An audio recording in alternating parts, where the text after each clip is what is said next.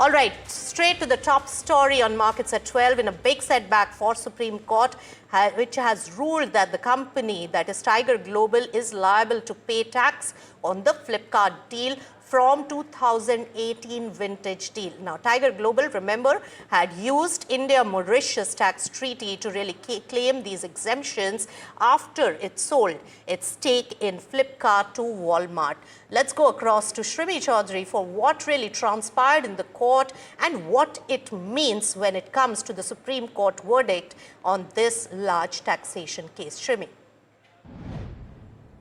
Well, in a major setback for one of the top US investment firm, Tiger Global, the Supreme Court on Thursday ruled that the US firm must pay capital gains tax in India on its 2018 sale of Flipkart shares to Walmart, overturning a favorable order passed earlier by Delhi High Court in 2024. Now, the case relates to Tiger Global's Mauritius-based entities, which had sold part of their Flipkart stake, estimated at around $1.6 billion during the Walmart's $16 billion acquisition of the Indian e-commerce company. Now, Tiger had argued that the gains were exempted from the direct taxation under the India-Mauritius tax treaty and that it held a valid tax residency certificate, which should have been enough to claim treaty benefit. Now, Supreme Court on Thursday actually disagreed with such argument and in fact citing the tax department view, saying that the Mauritius entities lacked real commercial substance and were set up largely to avoid taxes. Now, the court also said that merely having a tax residency certificate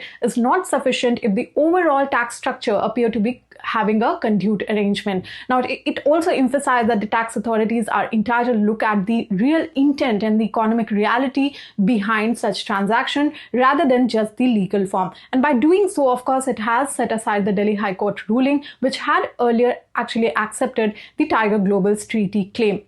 Now, the decision effectively revives a large demand running into thousands of crores, reported to be around, of course, 14,500 crore, though the final payable amount will depend on the detailed assessment by the income tax department based on the Supreme Court order. But more broadly, the ruling sends a strong signal to foreign investors that India is willing to apply a substance over form test in such cross-border deals, even for investment made before the tax treaties were amended, which also means that tax department can reassess or reopen several such deals based on the similar arguments.